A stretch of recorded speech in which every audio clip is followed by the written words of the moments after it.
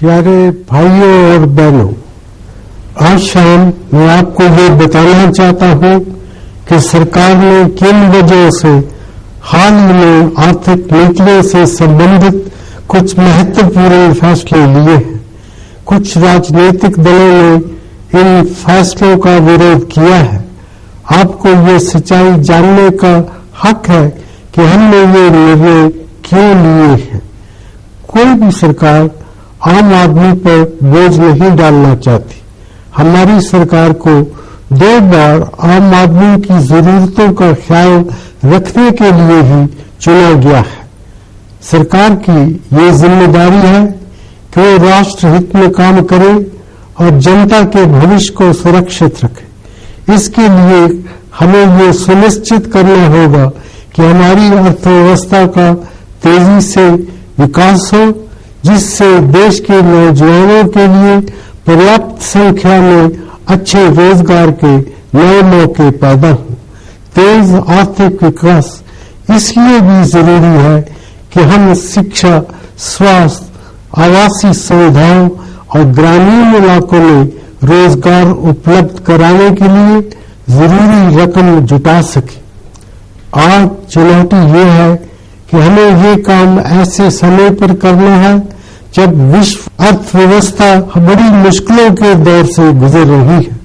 America और Europe आर्थिक मंदी और वित्तीय कठिनाइयों से निपटने की कोशिश कर रहे हैं। यहां तक कि चीन को भी आर्थिक मंदी का एहसास हो रहा है।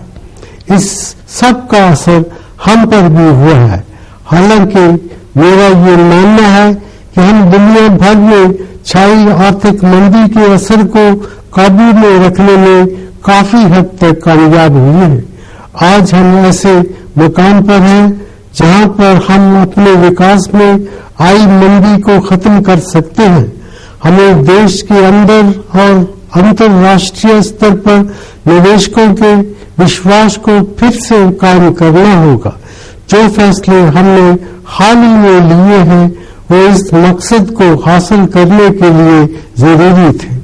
मैं सबसे पहले डीजल के दामों में बढ़ोतरी और एलपीजी सिलेंडरों पर लगाई गई सीमा के बारे में बात करना चाहूंगा। हम अपनी जरूरत के तेल का करीब 80% आयात करते हैं और पिछले 4 सालों के दौरान विश्व बाजार में तेल की कीमतों में तेजी से बढ़ोतरी हुई है। हमने इन बढ़ी हुई कीमतों का सारा बोझ आप पर नहीं पड़ने दिया। हमारी कोशिश ये रही है कि जहां तक हो सके आपको इस परेशानी से बचाए रखें। इसके नतीजे में पेट्रोलियम पदार्थों पर दी जाने वाली सब्सिडी में बड़े पैमाने पर इजाफा हुआ है। पिछले साल ये सब्सिडी 1,40,000 करोड़ रुपए थी। अगर हमने कोई कार्रवाई न की होती तो इस साल ये सब्सिडी बढ़कर 2 लाख करोड़ रुपए से भी ज्यादा हो जाती। इसके लिए पैसा कहां से आता? पैसा पेड़ों पर तो लगता नहीं है। अगर हमने कोई कार्रवाई नहीं की होती तो वित्तीय घाटा कहीं ज्यादा बढ़ जाता, यानी कि सरकारी आमदनी के मुकाबले खर्च बर्दाश्त की हद से ज्यादा बढ़ जाता। अगर इसको रोका नहीं जाता तो रोजमर्रा के इस्तेमाल की चीजों की कीमतें और तेजी से बढ़ने लगती। निवेशकों का विश्वास भारत में कम हो जाता।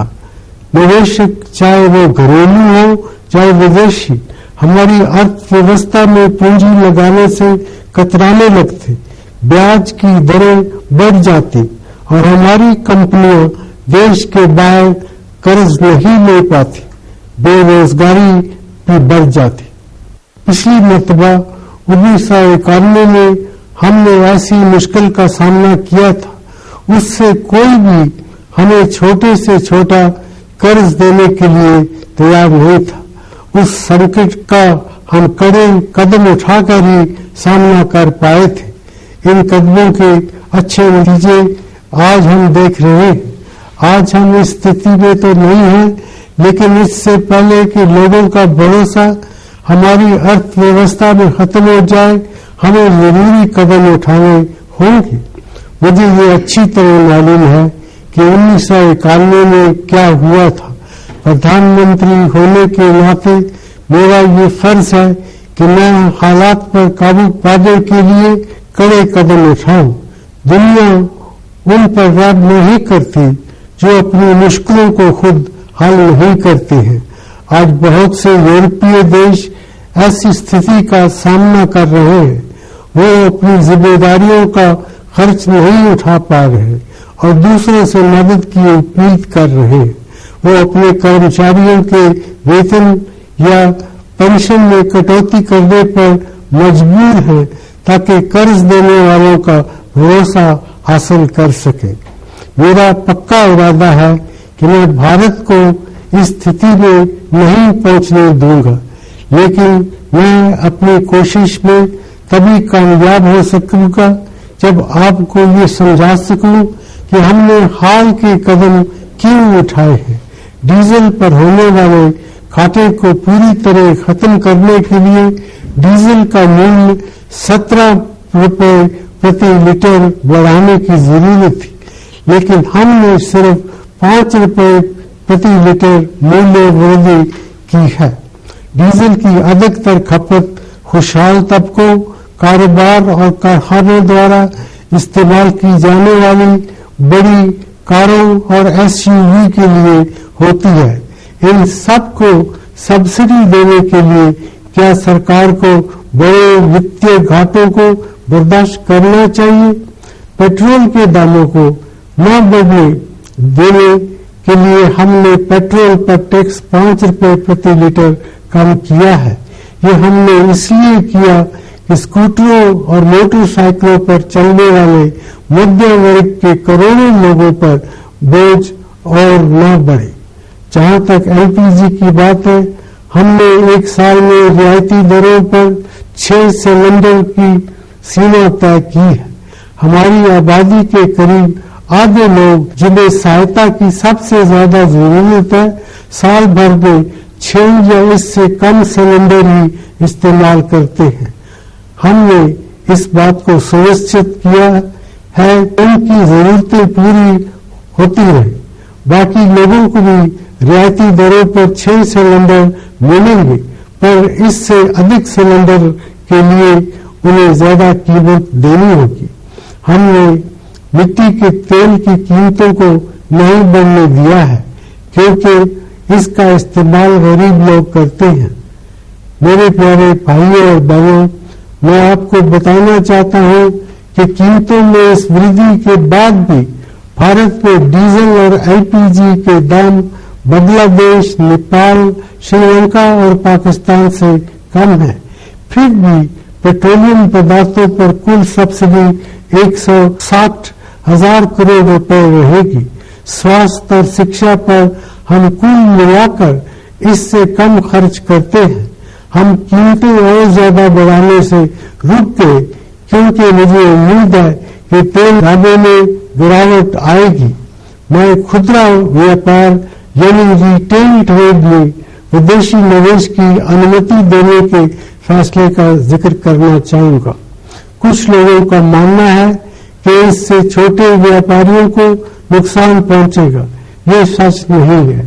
संगठित और आधुनिक खुदरा व्यापार पहले से ही हमारे देश में मौजूद है और ये बढ़ रहा है। हमारे सभी खास शहरों में बड़े खुदरा व्यापारी मौजूद हैं।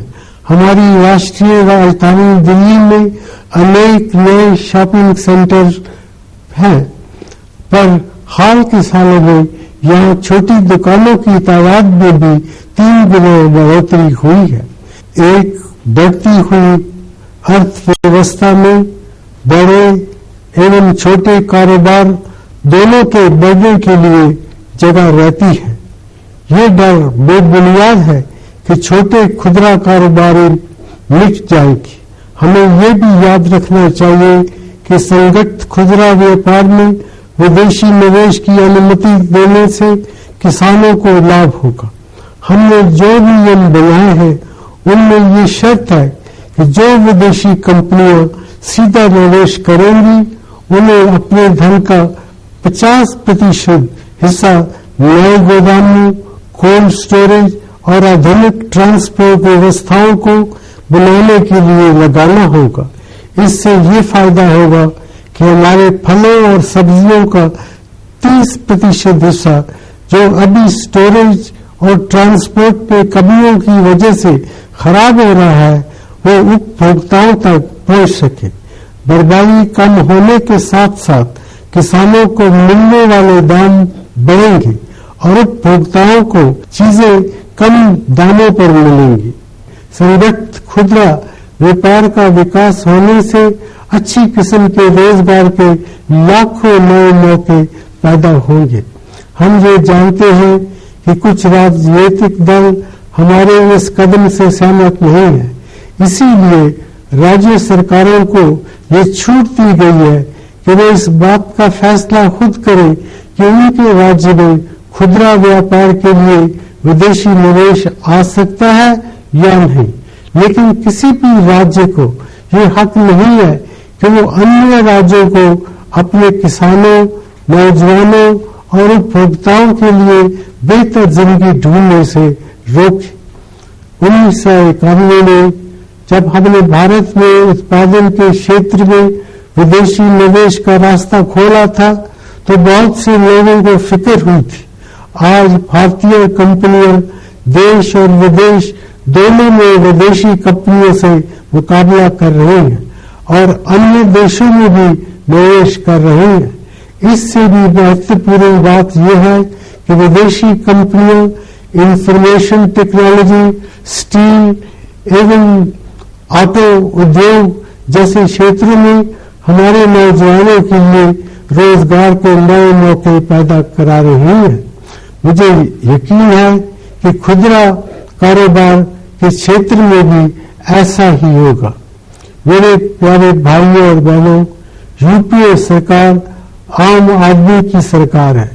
पिछले 8 वर्षों में हमारी अर्थव्यवस्था 8.2% प्रति वर्ष की रिकॉर्ड से बढ़ी है।